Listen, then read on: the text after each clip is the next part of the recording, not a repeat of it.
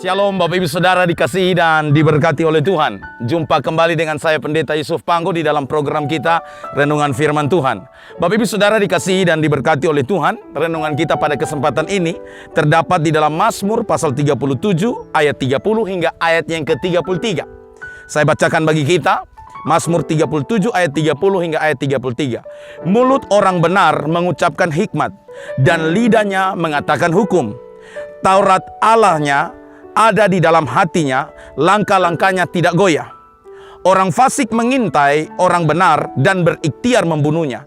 Tuhan tidak menyerahkan orang benar itu ke dalam tangannya. Ia tidak membiarkannya dinyatakan fasik pada waktu diadili.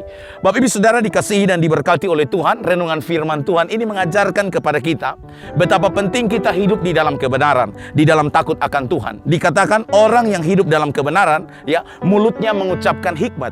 Dan Amsal berkata, permulaan hikmat adalah takut akan Tuhan. Artinya orang yang hidup dalam kebenaran, dia akan hidup di dalam takut akan Tuhan. Hikmat Tuhan menyertainya, bahkan di dalam lidahnya akan memperkatakan firman Tuhan, menyatakan hukum Allah. Dan dikatakan Taurat Allah atau firman Allah akan selalu ada di hatinya, sehingga dalam langkah hidupnya dia tidak akan pernah goyah, tidak akan pernah bimbang. Bapak Ibu Saudara dikasihi dan diberkati oleh Tuhan. Dari kebenaran ini mengajarkan kepada kita betapa penting firman Tuhan di dalam hidup kita. Bapak Ibu Saudara, kita membaca dan merenungkan firman Tuhan, kita memperkatakan hikmat, memperkatakan firman Tuhan, dan bahkan kita memelihara firman itu di dalam hati kita, maka di dalam langkah hidup kita, kita tidak akan goyah. Bahkan firman Tuhan berkata, orang fasik mengintai orang benar dan berikhtiar membunuhnya.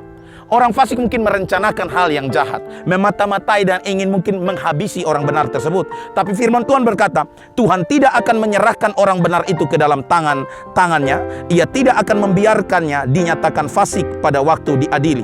Bapak Ibu Saudara perhatikan, saya baca di dalam terjemahan Alkitab firman Allah yang hidup. Perhatikan apa yang dikatakan oleh firman Tuhan. Ya, orang saleh adalah penasihat yang baik karena ia adil dan tahu membedakan yang salah dari yang benar.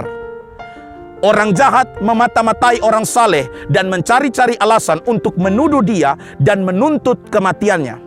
Tetapi Tuhan tidak akan membiarkan orang jahat itu berhasil atau membiarkan orang saleh dijatuhi hukuman ketika ia dihadapkan ke pengadilan. Bapak Ibu Saudara, firman Tuhan mengajarkan kepada saya dan Bapak Ibu Saudara hari ini, hidup di dalam kebenaran. Orang boleh merancangkan kejahatan, mencari-cari alasan untuk menuduh kita, bahkan mencari-cari alasan untuk menuntut kematian kita. Tapi firman Tuhan bilang, orang yang berjalan di dalam kebenaran, berpegang kepada firman Tuhan, Tuhan akan membelanya. Di mana Tuhan tidak akan membiarkan orang jahat itu berhasil atau membiarkan orang saleh itu dijatuhi hukuman ketika ia dihadapkan ke pengadilan. Kita teringat kisah Yusuf, bukan? Saudara kandung Yusuf menjual Yusuf sebagai budak, ya, dan mungkin itu perdagangan manusia pertama di dunia. Tetapi tahukah Bapak Ibu Saudara, ternyata rencana jahat saudara kandung daripada Yusuf membawa Yusuf pada akhirnya menjadi seorang pemimpin yang besar di Mesir. Nah, ini sebuah pelajaran penting, ya, di mana ketika saudara-saudara Yusuf mereka berjumpa dengan Yusuf, mereka ketakutan bahwa ternyata yang menjadi raja di Mesir, pemimpin di Mesir adalah adik mereka sendiri yang telah mereka buang. Tapi Yusuf katakan apa? Bahwa kalian memang telah mereka-rekakan yang jahat bagiku, tetapi Tuhan telah merubahnya untuk menjadi suatu kebaikan. Bahkan jujur Bapak Ibu Saudara, manusia bisa merancangkan kejahatan. Bahkan saudara kandung kita pun dalam kasus Yusuf itu rancangkan kejahatan. Yusuf dijual, Yusuf dibuang, dan tidak diharapkan lagi kehadiran Yusuf di rumah mereka.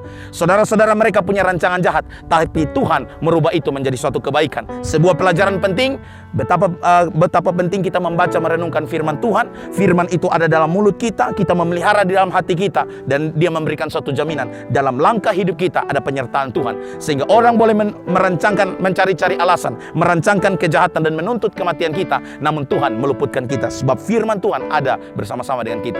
Tuhan Yesus menolong, menyertai, memberkati Bapak Ibu Saudara. Renungan ini biarlah memberkati kita semua. Haleluya. Shalom.